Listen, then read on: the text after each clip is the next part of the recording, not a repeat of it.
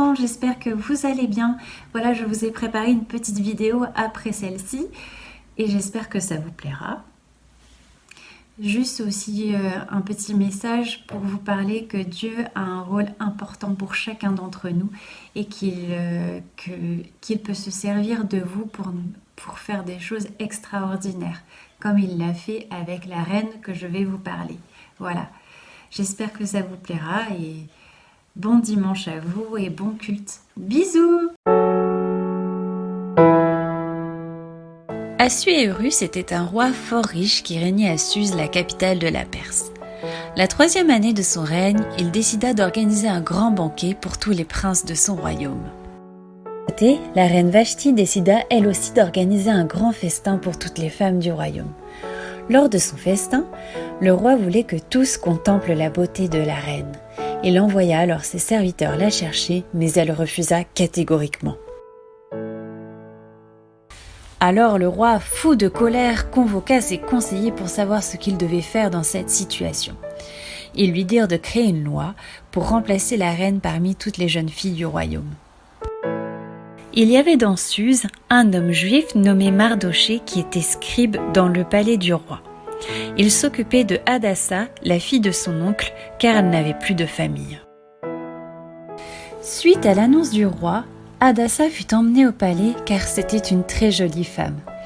Avant qu'elle parte, Mardochée lui conseilla de ne pas révéler son identité et lui donna un autre nom, Esther. Quand ce fut le tour d'Esther de se présenter devant le roi, il tomba considérablement sous son charme. Il décida de faire d'Esther sa reine.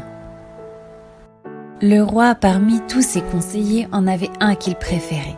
Il s'appelait Aman. Aman exigeait que lorsqu'il sorte ou rentre dans une pièce, on se prosterne devant lui, mais Mardochée, qui était au palais, refusait catégoriquement de le faire pour un homme. Lorsqu'il vit que Mardochée refusait de se prosterner devant lui, Aman était très en colère. C'est alors qu'il apprit par 2 gardes du roi que Mardochée était juif. Quand il eut appris cela, il se dit qu'en faisant souffrir le peuple juif, Mardochée souffrirait aussi. C'est alors qu'il dit au roi que ce peuple était dangereux. Mardochée était très touché par la souffrance de son peuple, mais il ne pouvait rien faire. Il décida alors d'aller voir Esther pour qu'elle change les choses. Mais elle était très inquiète, car il fallait que le roi l'appelle. Sans cela, elle risquait de mourir. Elle demanda à Mardochée de prier et de jeûner pour elle pour que le roi accepte de la voir. 3 jours plus tard, elle se rendit dans la cour et le roi l'aperçut au loin. Il lui demanda alors ce qui lui arrivait. Et elle lui répondit « Viens ce soir, je t'organiserai un repas. » Le soir venu, Aman et le roi se rendirent chez Esther. Il lui demanda encore quel était le sujet de sa peine. Et elle lui répondit « Reviens demain et je te le dirai. » Lorsqu'il rentra chez lui, Aman était toujours très en colère contre Mardochée. Il en parla avec sa femme et de là ils décidèrent tous les deux de tuer Mardochée. Le soir même, le roi n'arrivait pas à dormir. Il demanda à ses gardes de lui faire la lecture. Dans ses récits, il apprit que Mardochée lui avait sauvé la vie. Il convoqua le lendemain Aman et lui demanda de couvrir Mardochée de vêtements royaux. Aman était encore plus furieux. Pour la seconde fois, le roi et Aman retournèrent voir Esther. Le roi redemanda à Esther pourquoi elle était si triste. Elle dit au roi « Mon peuple souffre sans raison, et tout cela à cause d'un homme. » Surpris, le roi l'interrogea pour savoir qui était-ce.